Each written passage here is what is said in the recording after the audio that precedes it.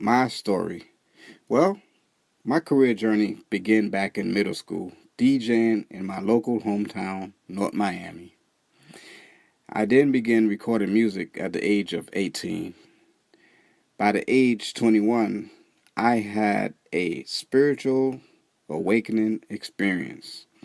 God allowed me to experience how it feels to live in heaven, His paradise, His kingdom. Let me tell you what happened. One afternoon, while sitting in the passenger seat of my friend's car, I had an out-of-body experience. I remember sitting there, and all of a sudden my body began shaking uncontrollably, and then my spirit left my body. It was like time froze on me. While I was up in heaven, I saw a big, beautiful light, and it surrounded every inch of my very being.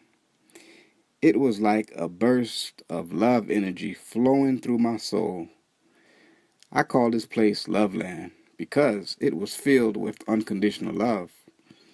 It was a love that I've never felt before. And while being in two different worlds at the same time, I could actually hear my friend laughing at me while I was up in God's paradise.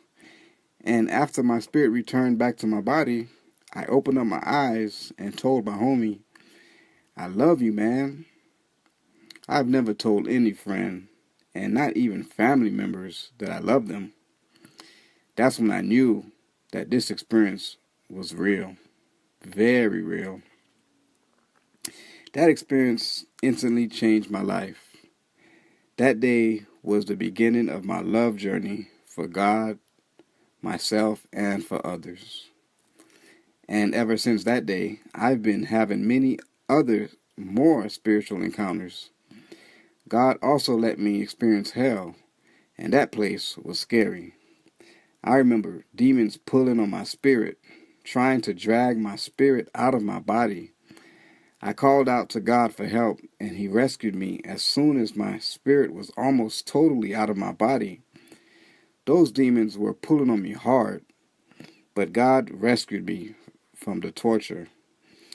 I guess He wanted me to experience both heaven and hell. Now, let me tell you about me experiencing the rapture. One day, sitting in a room at my kid's grandma's house back in 2010, my body started shaking, and then my spirit left my body. I could feel myself changing into a perfect human being. I will admit that I was very scared. God's righteousness started to overtake my mind, and then all sin left my soul. After my spirit returned back to my body, I walked around the room as this perfect human for about 2 minutes, and even my body was free from all the aches and pains, because at that time I was having serious back issues and pinched nerve problems. Then I returned back to the imperfect human. But I was blessed to experience the rapture, and now I have proof that it's real, just like I have proof that heaven and hell is real. And I have proof that the end of the world is coming soon.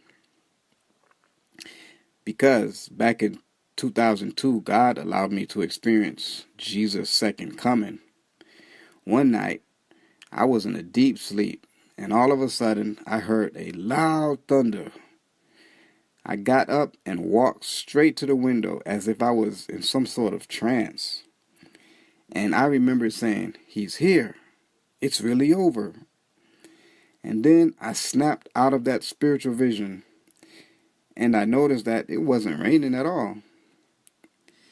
What I thought was a loud thunder was probably the seventh trumpet described in the book of Revelations 11:15.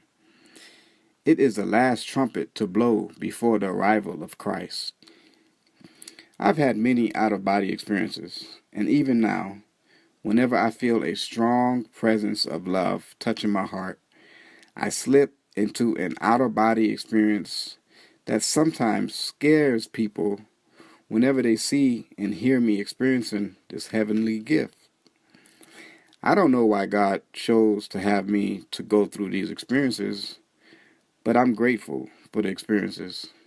I've researched if anyone in the Bible had experienced some of these things I've been I've been through, and I found two people that had out of body experiences. In 2 Corinthians 12:2 through 4, Paul talks about going up to the third heaven. And in Acts 8:39 through 40, the Bible says that Philip had an out of body experience. These two scriptures is the only thing I have to understand why I go through these out of body experiences. I know one thing for sure, that God is real, heaven is real, hell is real, the rapture is real, and the end of the world is real.